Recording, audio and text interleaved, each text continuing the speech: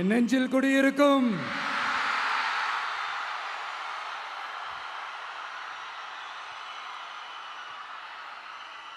தமிழக மக்கள் உங்கள் அனைவருக்கும் என்னுடைய வணக்கமும் என்னுடைய நன்றிகளும். குறிப்பா திருச்சி கிழக்கு தொகுதி மக்கள் உங்கள் அனைவருக்கும் என்னுடைய ஸ்பெஷல் வணக்கமும் ஸ்பெஷல் நன்றிகளும். இதை நான் ஏன் இப்படி சொல்கிறேன்னா, என்னை இப்போ பெரம்பூர் தொகுதி எம்எல்ஏன்னு தான் சொல்லுவாங்க. பட் ஆனால் அது எலெக்ஷன் கமிஷனோட அந்த சட்ட விதிகளுக்கு மட்டும்தான் அப்படி. ஆனால் என்னை பொறுத்த வரைக்கும், தமிழ்நாட்டை பொறுத்த வரைக்கும், தமிழ்நாட்டுக்கு எப்படி திருச்சி ஒரு இதயம் மாதிரியோ, அந்த மாதிரி என்னோட இதயத்துக்கு திருச்சி கிழக்கு தொகுதி மக்களும் ரொம்ப ரொம்ப ரொம்ப க்ளோஸ் தான். அதுல எந்த மாற்றமும் கிடையாது. சரிங்களா?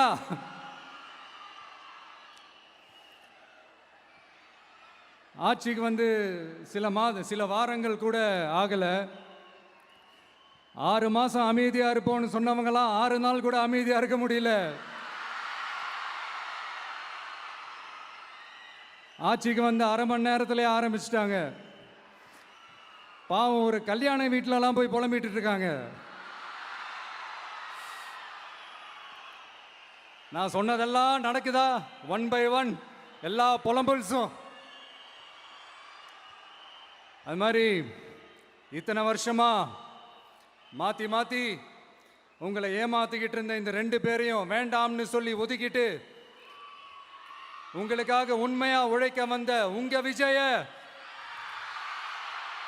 உங்க அண்ணனை, உங்க தம்பிய முதல் அமைச்சரா இல்ல முதல் சேவகனா ஆக்கியிருக்கிறீங்க. தலை வணங்கி ஒட்டுமொத்த தமிழக மக்களுக்கும் இந்த நேரத்தில் என்னுடைய நன்றியை தெரிவிச்சுக்கிறேன். இந்த நேரத்தில் எங்களுக்கு ஆதரவு தெரிவித்த அத்தனை இயக்கங்களுக்கும், அத்தனை இயக்கத்தின் தலைவர்களுக்கும் மீண்டும் என்னுடைய நன்றியை தெரிவிச்சுக்கிறேன்.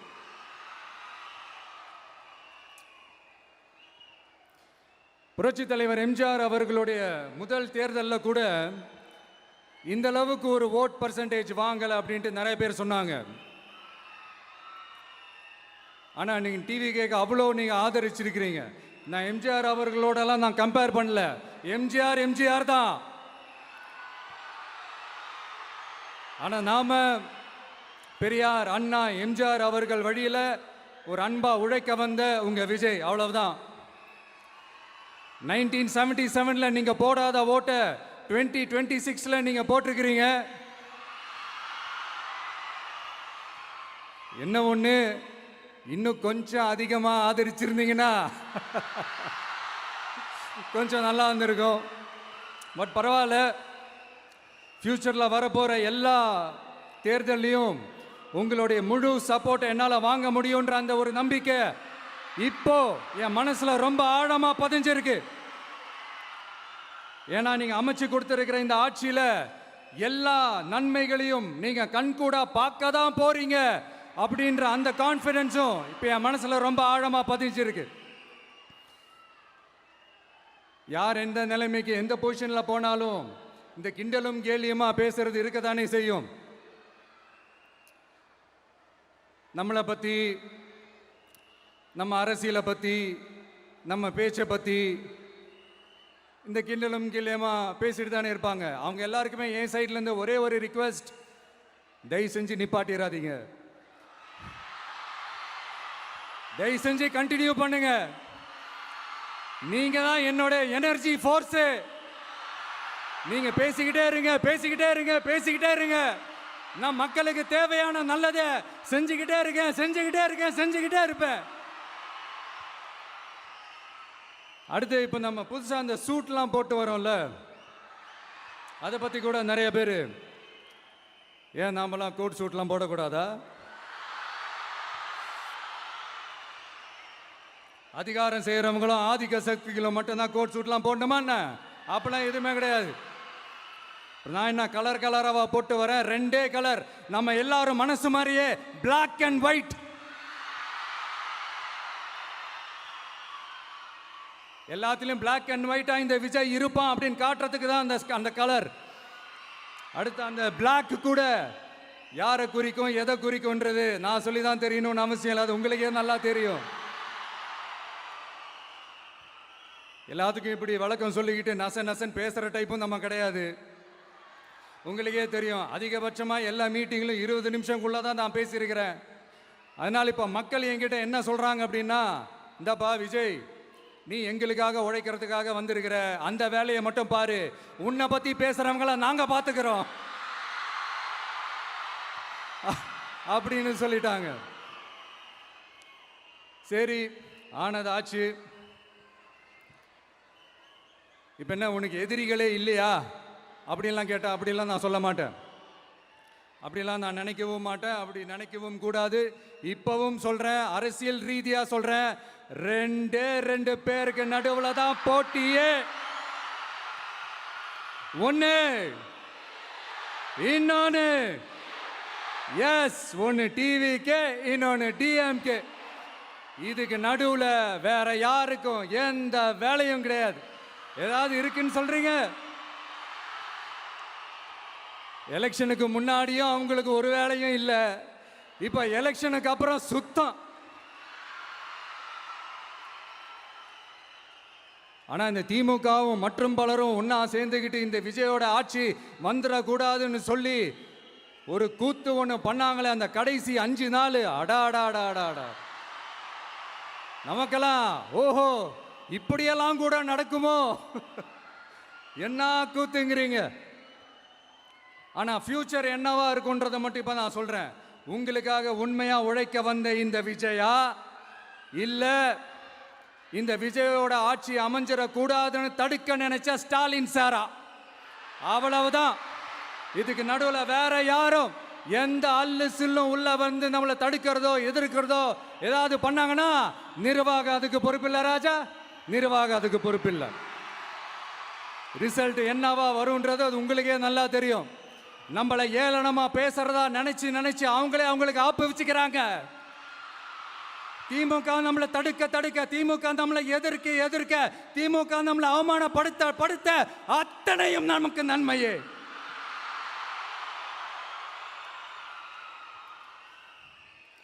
ஒன்று கவனிச்சிங்களா மக்களே, நம்ம ஆட்சிக்கு வந்ததுக்கு அப்புறம் ஒரு விஷயம் ஒன்று நடந்துகிட்டு இருக்கு. இது இந்த ஜென்சி தலைமுறையை அட்ராக்ட் பண்றதுக்காக இங்கிலீஷ் தமிழ் கலந்த அறிக்கை, அது சொல்ல வந்த நினைச்சிங்களா? அந்த காமெடி எல்லாம் கிடையாது.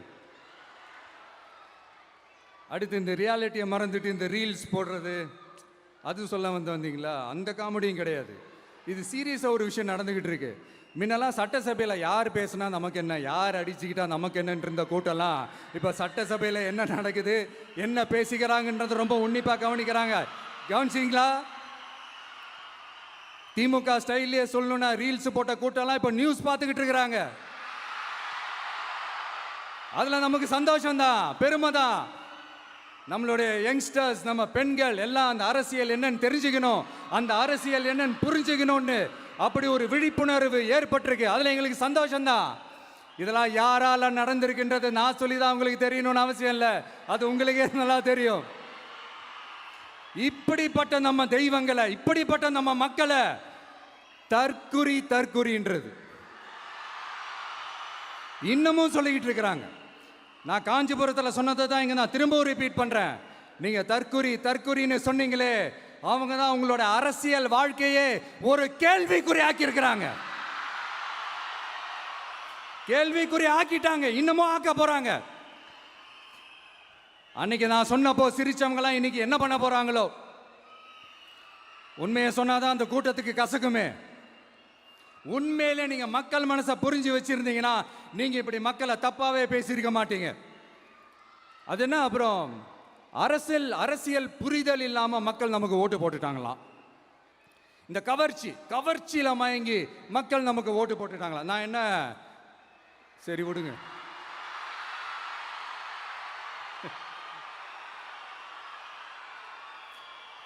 மக்கள் அவங்களுக்கு ஓட்டு போட்டா அந்த மக்கள் நல்லவங்களாம், அதே மக்கள் நமக்கு ஓட்டு போட்டா அந்த மக்கள் கெட்டவங்களா, தற்குறியா. இதே மக்கள் தான் இத்தனை வருஷமா அவங்களுக்கு ஓட்டு போட்டுட்டு இருந்தாங்க. உங்களுக்கு மட்டும் என்ன, வேற ஏதாவது பிளானட்ல இருந்து குதிச்சு ஓட்டு போட்டு போனாங்களா? தற்கொரியாமா, தற்கொரி நல்லா வருது, வேணான்னு பாக்குறேன். எங்க அண்ணன் விஜயகாந்த் அண்ணன் சொல்ற மாதிரி,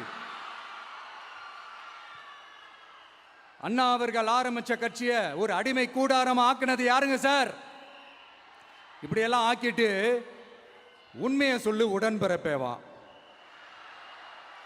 உங்களோட அந்த உண்மையான உடன்பிறப்புக்கெல்லாம் என்ன சொல்றாங்க தெரியுமா சார்? திமுக இப்படி ஆனதுக்கு காரணம், அந்த காரணத்தை வெளியிலலாம் போய் தேடாதீங்க, உங்க குடும்பத்துக்குள்ளேயே கேளுங்கிறாங்க. உங்களுக்காக மாடா உழைச்சி தேஞ்சு போய் கிடக்கிறோம். திமுக இப்படி ஆனதுக்கு காரணம் உழைக்காம சொகுசா இருக்கிற உங்க குடும்பத்துக்குள்ளேயே போய் கேளுங்கிறாங்க. ஒவ்வொரு திமுக தொண்டனும் அதை சொல்றாங்க. அதை புரிஞ்சிக்காம நம்மளையும் நம்ம மக்களையும் தப்பா பேசிக்கிட்டு, நீங்க மக்களை தப்பா பேசுனீங்கன்னா இந்த விஜய் வந்து கேள்வி கேட்பான், சும்மா இருக்க மாட்டான். இந்த விஜயும் தமிழ்நாட்டு மக்களும் வேறு வேறு இல்லை. இந்த விஜய் தான் தமிழ்நாட்டு மக்களோட ஒரு உண்மையான ஒரே பிரதிநிதி. இது இன்னைக்கும் சரி, நாளைக்கும் சரி, நாளன்னைக்கும் சரி, இதுதான் நிஜம். மறுபடியும் சொல்றேன், நமக்கும் மக்களுக்கும் இடையே இருக்கிற இந்த பூர்வ ஜென்ம பந்தத்தை, அந்த உறவை ஏதோ இந்த சதிகள் சூழ்ச்சிகள் பண்ணி யாராலையும் எதுவும் கெடுக்கவே முடியாது. கெடுக்க ட்ரை பண்ணீங்க நம்ம ஆட்சிக்கெல்லாம் வரதுக்கு முன்னாடி, என்ன சதிகள், என்ன சூழ்ச்சிகள், என்னென்னலாம் பண்ணி எப்படி எப்படியெல்லாம் தடுத்துடலான்னு. ஆனால் இப்போ ஆட்சிக்கு வந்த இந்த சாமானிய மக்கள் ஆட்சியை நீங்கள் இந்த எதிர்கட்சியாக இருக்கும் போது ஒன்று யூஸ் பண்ணுவீங்களே, இந்த பழைய டெக்னிக்கு, அதெல்லாம் யூஸ் பண்ணி நம்மளையும் மக்களையும் பிரிச்சலாம்னு நினச்சிங்கன்னா அது ஒரு காலம் நடக்காது. மக்கள்லாம் ரொம்ப தெளிவாயிட்டாங்க சார், ரொம்ப தெளிவாயிட்டாங்க. அதனால ஒரு ஆக்கப்பூர்வமான ஒரு எதிர்கட்சியாக செயல்பட்டு மக்கள் மனசை வெல்ல பாருங்க. இந்த கடைசி லாஸ்ட் 1 மந்த்தா நடந்த ஒரு சில விஷயங்கள் உங்ககிட்ட நான் ஷேர் பண்ணணும்னு ஆசைப்படுறேன். இந்த 200 யூனிட் மின்சாரம், கட்டணமில்லா மின்சாரம் அறிவித்தோம். அதில் ஆல்ரெடி இருந்த 100 யூனிட் திமுக கொடுத்தது கிடையாது. மேடம் ஜெயலலிதா மேடம் இருந்தப்போ செஞ்சுட்டு போனது. ஸ்டாலின் சார் பதவி போன அந்த கடுப்பில் அறிக்கையா விட்டு தள்ளிக்கிட்டு இருக்கிறாரு. என்ன பண்ணீங்க உங்களுடைய ஆட்சியில்? மக்கள் பணத்தை, டாஸ்மாக்லேருந்து அடித்த அந்த பணத்தை, ஊழல் செஞ்ச அந்த ஃபைலை க்ளோஸ் பண்ணுறதுக்கு அலையா அலைஞ்சிங்க. ஆனால் இந்த விஜய் மக்களுக்கு தொந்தரவாக இருக்கிற அதே டாஸ்மாக க்ளோஸ் பண்ணா. விவசாயிகளோட அந்த கடனை தள்ளுபடி மேக்சிமம் இந்த 1 மந்த்ல என்ன செய்ய முடியுமோ அதை செஞ்சான். நீங்க தான் அந்த நிதி சம்பந்தமா இருக்கிற எல்லா கேட்டையும் லாக் பண்ணி வச்சுட்டு போயிருக்கிறீங்க. அதை சரி செய்ய வேணாமா? அதை ஒழுங்குபடுத்த வேணாமா? அதனால மறுபடியும் சொல்றேன், இந்த விஜய் பொய் சொல்லி ஏமாத்துறதுக்காகலாம் அரசியலுக்கு வரல. உங்க கூடவே நிக்கிறதுக்காக மட்டும்தான் அரசியலுக்கு வந்திருக்கிறேன். அதுல எந்த மாற்று கருத்துமே கிடையாது. கவலையப்படாதீங்க விவசாய பெருமக்களே. அடுத்து இந்த சட்டம் ஒழுங்கு, அது சரியில்லை இது சரியில்லைன்னு சொல்லி திமுகவும் மற்றும் பலரும் மாறி மாறி கூவுறீங்க. நான் ஒன்று கேட்குறேன், இந்த மாடல் அரசுன்னு சொல்கிறீங்களே, அதில் என்ன செஞ்சு வச்சுட்டு போயிருக்கீங்க? ஒரு ஊர் விடாமல், ஒரு தெரு விடாமல் போதைப் பொருள் கலாச்சாரம் அப்படியே ஸ்ப்ரெட் ஆகி கொட்டி கிடக்குது. அது அப்போவே இனிஷியல் ஸ்டேஜ் அதை நீங்கள் கண்ட்ரோல் பண்ணியிருந்தீங்கன்னா இத்தனை பெண் குழந்தைகளை, இத்தனை பெண்களை இழக்க வேண்டிய ஒரு சூழ்நிலை ஏற்பட்டிருக்குமா? எல்லாத்தையும் பண்ணிட்டு பழியை தூக்கி ஏன் மேலே போடுறாங்க. நீங்கள் என்ன பழி நம்ம மேலே போட்டாலும் மக்கள் நிம்மதியாக வாழக்கூடிய அந்த செயலை கண்டிப்பாக இந்த விஜய் செஞ்சு தான் காட்டுவான். அதுக்காக தான் எஃபிஷியண்டான போலீஸ் ஆஃபீஸர்ஸ் நான் அப்பாயிண்ட் பண்ணியிருக்கிறேன். எஃபிஷியண்டான அந்த போலீஸ் ஆஃபீஸர்ஸ் டீம் நான் அப்பாயிண்ட் பண்ணியிருக்கிறேன். பெண்கள் பாதுகாப்பான அந்த சிங்க பெண் காவல் படை நெக்ஸ்ட் வீக் அதை இனாகரேட் பண்ண போகிறோம். தப்பு செஞ்சவங்களுக்கான தண்டனை, அதுக்கான சார்ஜ் ஷீட் எல்லாமே ரொம்ப ஃபாஸ்ட்டாக ரொம்ப ஸ்பீடாக செய்கிறதுக்கான அந்த வேலையை செய்ய சொல்லியிருக்கிறோம். கோர்ட்டில் கூட தப்பு செஞ்சவங்களுக்கான அந்த கடுமையான தண்டனை வாங்கி கொடுக்கறதுக்கான அந்த வேலையையும் ரொம்ப சீக்கிரமாக செய்ய சொல்லியிருக்கிறோம். அதனால் நீங்கள் என்ன பழி நம்ம மேலே போட்டாலும் உண்மையாக உறுதியாக மக்களுக்கு தேவையான எல்லா விஷயங்களையும் இந்த விஜய் செஞ்சு தான் காட்டுவான். இப்படியெல்லாம் நம்ம சொல்கிறதுனால இவங்க என்ன சொல்லுவாங்க தெரியுமா? அவங்க தான் ஆட்சியிலே இல்லையே, அப்புறம் ஏங்க அவங்கள குறை சொல்றீங்க அப்படின்னு கேட்பாங்க. வேரில் வெந்நியை ஊற்றிட்டு போனவங்கள வெளிச்சம் போட்டு காட்டாமல் பின்ன வேற என்ன சொல்லுவாங்க? இதெல்லாம் மக்கள்கிட்ட நம்ம தெளிவாக எடுத்து சொல்லணும் இல்லையா? அதுக்காக தான் இதெல்லாம் சொல்லிகிட்டு இருக்கிறேன். நம்ம மக்களுக்காக இவ்வளோ வேலை பார்க்குறோம், ஆனால் இவங்க அதையெல்லாம் விட்டுட்டு குதிரை பேரம் பண்ணுறாரு, அது பண்ணுறாரு, இது பண்ணுறாருன்னு சொல்லிட்டு தப்பாக கதையெல்லாம் அடித்து விட்டுக்கிட்டு இந்த தீய சக்தியும் தீந்து போன சக்தியும் அதாங்க திமுகவும் மற்றும் பலரும் ஒன்னா சேர்ந்துக்கிட்டு திருட்டுத்தனமா யாருக்கும் தெரியாம ஒரு ஓரமா மூலையில உட்கார்ந்துட்டு பேரம் பேசி கூட்டு சேர்ந்து ஆட்சி அமைச்சு கொள்ளையடிக்க திட்டம் போட்டாங்க. அது ஏன் தெரியுமா? உங்களோட இந்த டிவிக்கு ஆட்சி அமைஞ்சா அவங்க பொழப்பே போயிடும். அந்த கொள்ளையடிக்கிறது, லஞ்சம், ஊழல் எல்லாமே கத்தம். அதான் இந்த காரணம். அடுத்து ஸ்டாலின் சார், திமுக வந்து இப்போ தீய சக்தி மட்டும் இல்ல, மக்களை விட்டு ரொம்ப தூரமா போன தூர சக்தி, ஓர சக்தி, கோர சக்தி, பார சக்தி. நீங்க எப்போ இந்த தீந்து போன சக்தியோட நீங்க கூட்டு சேர்ந்துக்கிட்டு ஆட்சி அமைக்கணும்னு நினைச்சீங்களோ அப்பவே இந்த திமுக தூர்த்து போன சக்தியாகவும் ஆயிடுச்சு. நீங்களாம் நம்மளை பத்தி அவதூறு பேசலாமா சார்? இது நியாயமா? மக்களை இவ்வளவு பெரிய மக்கள் சக்தி நம்மளோடு இருக்கும் போது நமக்கு எதுக்கு வேற அரசியல்? எலெக்ஷன்ல 50-60 வருஷமா இருந்த சாதிய உடைச்சிருக்கிறோம், மதத்தை உடைச்சிருக்கிறோம், காசு கொடுத்து ஓட்டு வாங்கறத உடைச்சிருக்கிறோம். நாம எது செஞ்சாலும் கான்ஸ்டிடியூஷன்ல தான் செய்வோம். நாம சிங்கிள் மெஜாரிட்டி வாங்கி இருந்தாலும் நம்மளை நம்பி முறையா கூட்டணியில கட்சியில ஆதரிக்க வர்றவங்களை அரவணைச்சு தான் இருப்போம். நான் இப்பவும் மீண்டும் டிக்ளேர் பண்றேன், டிவிகே ஆட்சி எந்த பாகுபாடும் இல்லாம எல்லாருக்குமான ஒரு ஆட்சியா தான் இருக்கும். அதுல எந்த மாற்றமும் கிடையாது. ஸ்டாலின் சார் மாதிரி ஊசலாட்டம் இருக்கவே இருக்காது. மதச்சார்பற்ற கொள்கையில சமரசமே இல்லை. மாநில உரிமைகள்ல விட்டு கொடுக்கவே மாட்டோம். நதி நீர் உரிமைகளை விட்டு கொடுக்கவே மாட்டோம். சமூக நீதி, சம நீதிய, சமத்துவ நீதிய ஒரு நாளும் விட்டு கொடுக்கவே மாட்டோம். அதனால திருச்சி கிழக்கு தொகுதி மக்களே, தமிழ்நாட்டில் இருக்கிற 234 தொகுதியும் நம்ம தொகுதி தான். அதுல எந்த கட்சி ஜெயிச்சிருந்தாலும் அது நம்ம தொகுதி தான். பெரம்பூரா இருக்கட்டும், திருச்சி கிழக்கா இருக்கட்டும், எனக்கு 2 கண்கள் மாதிரி. அதுலயும் திருச்சி கிழக்கு என் செல்ல புள்ள மாதிரி. அதனால வரப்போற இடைத்தேர்தல்ல உங்க வீட்டில் இருக்கிற ஒருத்தரை உங்கள ஒருத்தரை தான் வேட்பாளரா நிக்க வைக்க போறோம். நீங்க எப்படி இந்த விஜய்க்கு ஆதரவு கொடுத்து ஓட்டு போட்டு ஜெயிக்க வச்சீங்களோ அதே மாதிரி வரப்போற இடைத்தேர்தல்ல உங்களுடைய அந்த வேட்பாளரையும் ஜெயிக்க வைப்பீங்கன்ற அந்த ஒரு நம்பிக்கை நான் முழுமையாக தான் நம்புறேன். உங்களுக்காக உழைக்க வந்திருக்கிறேன். உங்களுக்காக எல்லா விஷயத்தையும் நான் பார்த்து செய்வேன். ஊழல் இல்லாத, லஞ்சம் இல்லாத ஒரு ஆட்சியை நான் கொடுப்பேன். I understand. ஒரே நாள் அது நடக்காததான், மேஜிக் இல்லை. பட் ஒரு நாள் அதை நான் நடக்க வைப்பேன். எனக்கு இப்ப வேற எந்த வேலையும் இல்லை உங்களுக்காக உழைக்கிறத தவிர. என் கடன் இனி என் மக்களுக்கு பணி செய்து கிடைப்பதே. மீண்டும் என்னை ஜெயிக்க வச்ச தமிழக மக்களுக்கும் திருச்சி கிழக்கு தொகுதி மக்களுக்கும் மீண்டும் என்னுடைய நன்றியை தெரிவிச்சுக்கிட்டு கான்பிடண்டா இருங்க, நல்லதே நடக்கும், வெற்றி நிச்சயம். மீண்டும் சந்திக்கும் வரை நன்றி, வணக்கம்.